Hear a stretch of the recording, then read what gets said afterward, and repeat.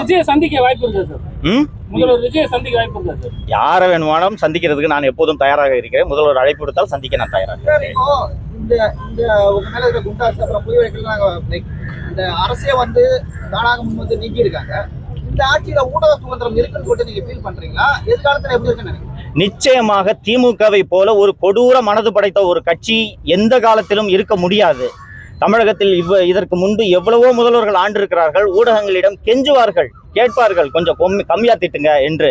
ஆனால் எதிர்த்து பேசும் ஊடகங்களையும் அந்த ஊடகத்தில் பணியாற்றுபவர்களையும் சிறையில் அடைத்த கொடுங்கோல் அரசாங்கம் திமுகவை தவிர வேறு எந்த அரசும் கிடையாது. முதல்வர் திரு விஜய் அவர்கள் ஊடகங்களில் வரக்கூடிய ஒவ்வொரு சின்ன சின்ன விமர்சனங்களையும் கவனத்தில் கொண்டு பல்வேறு திருத்தங்களை செய்திருக்கிறார் என்பதை அவரது செயல்பாடுகளிலிருந்து நான் பார்க்க முடிகிறது. ஸோ ஊடகங்களாக இருக்கட்டும், இன்னொன்று தற்போது தமிழகத்தில் அமைந்துள்ளது ஒரு கூட்டணி ஆட்சி என்பதால் மேலும் கூடுதலாக ஜனநாயகம் இருக்கும். விஜய்க்கு தெரியாமல் விஜயின் காவல்துறையினர் ஏதாவது ஒரு நெருக்கடிகளில் ஈடுபட்டால் கூட கூட்டணி கட்சிகள் இப்போது அமைச்சரவையில் பங்கேற்றிருக்கக்கூடிய கட்சிகளே திரு விஜய் அவர்களிடம் இதை சுட்டிக்காட்டும் என்பதால் தமிழகத்தில் ஊடக சுதந்திரம் வலுவாக இருக்கும். திரு விஜய் அவர்கள் ஆட்சியில் சிறப்பாக ஊடகங்கள் செயல்பட வேண்டும் என்று நான் விரும்புகிறேன்.